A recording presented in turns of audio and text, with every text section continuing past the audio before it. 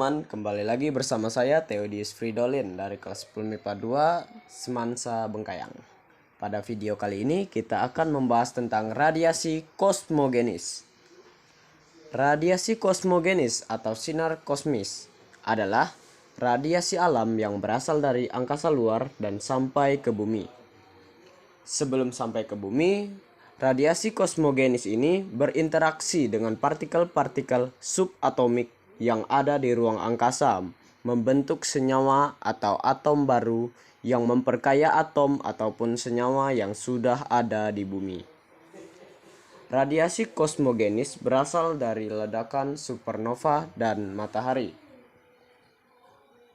Yang pertama, ledakan supernova. Ledakan bintang atau supernova adalah salah satu kejadian spektakuler yang berada di alam semesta, menghasilkan jumlah energi yang sama dengan triliunan bom nuklir yang diledakkan pada saat bersamaan. Ledakan yang dahsyat ini selalu diikuti oleh pancaran radiasi gamma dan pancaran radiasi partikel subatomik yang sangat kuat intensitas radiasinya.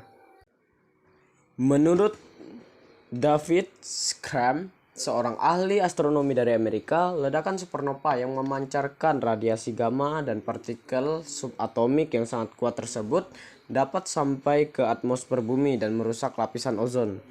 Hal ini dapat menyebabkan kematian, bahkan kepunahan makhluk hidup di bumi. Dari penelitian para ahli astronomi, sekitar 65 juta tahun yang lalu terjadi ledakan supernova yang sangat dahsyat. Ledakan ini diperkirakan menjadi salah satu penyebab kepunahan dinosaurus dan sejenisnya, serta hewan terbang atau burung yang bergigi. Ledakan supernova dalam skala kecil dapat terjadi pada matahari yang energi radiasinya dipancarkan di bumi.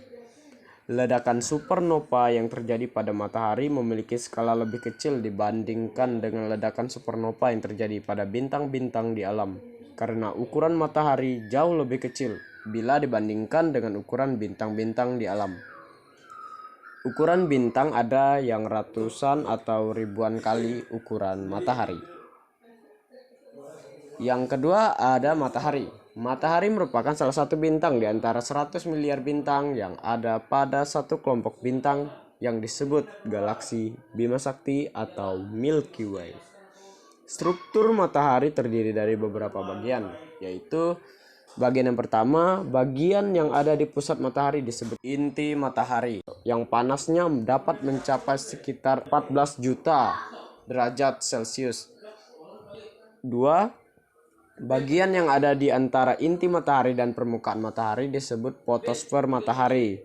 Bagian ini merupakan bagian yang dingin, sekitar ratusan ribu derajat Celcius. Ketiga, bagian terluar adalah permukaan matahari. Bagian ini merupakan bagian yang lebih dingin, yaitu sekitar ribuan derajat Celcius. 4. Pada bagian permukaan matahari ada bagian yang disebut dengan bintik matahari. Bagian bintik matahari ini tampak lebih gelap karena memang lebih dingin dari bagian lain. Suhunya sekitar 4000 derajat Celcius. Atmosfer matahari terdiri dari dua bagian utama, yaitu lapisan yang tipis kromosfer berwarna merah terletak dekat permukaan matahari dan mempunyai ketebalan 12.000 km. Selain itu ada juga lapisan yang tebal korona berwarna putih memiliki ketebalan ratusan ribu kilometer. Pada lapisan permukaan kromosfer sering terjadi ledakan yang menimbulkan lidah api. Ledakan ini disebut dengan keunggulan. Lidah api dapat mencapai ketinggian ratusan ribu kilometer dari lapisan kromosfer. Keunggulan ini dapat terlihat dengan jelas ketika terjadi gerhana matahari total. Selain itu, ada juga peristiwa supergranulasi. Peristiwa ini merupakan peristiwa timbulnya filamen gas akibat gerakan gas kromosfer yang panas. Peristiwa ini menyebabkan terjadinya flake dan suar. Flake adalah keadaan matahari pada saat panas dan bercahaya terang, sedangkan flare adalah semburan energi tinggi dari permukaan matahari berupa radiasi partikel subatomik yang akan menghasilkan sinar X berenergi tinggi. Radiasi partikel subatomik dapat sampai ke atmosfer bumi dan dapat memicu terjadinya reaksi inti, yang merupakan sumber radiasi kosmogenis.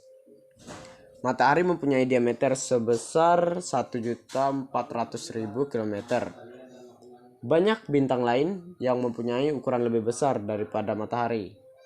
Bintang yang paling dekat dengan tata surya adalah Proxima Centauri, terletak pada jarak 1.240 km dari matahari.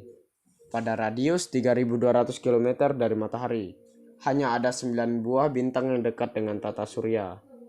Baik, setelah penjelasan materi tentang sinar kosmik tadi, mari kita melanjutkan membahas soal berikut ini. Soal yang pertama adalah sebutkan apa saja dampak dari radiasi. Kita akan langsung jawab.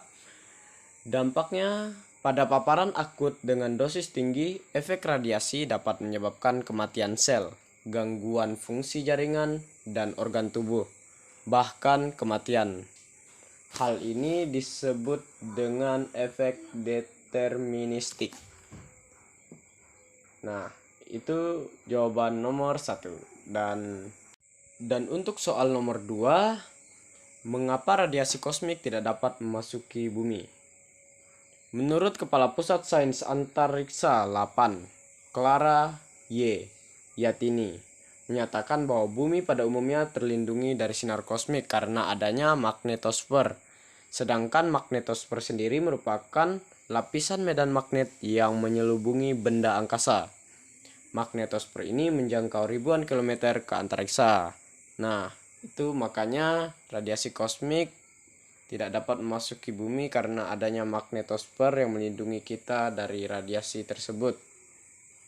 Sekian dari presentasi, saya ucapkan terima kasih dan sampai jumpa pada video berikutnya. I think I'm falling in love, she said. Hi, I'm Bloody J.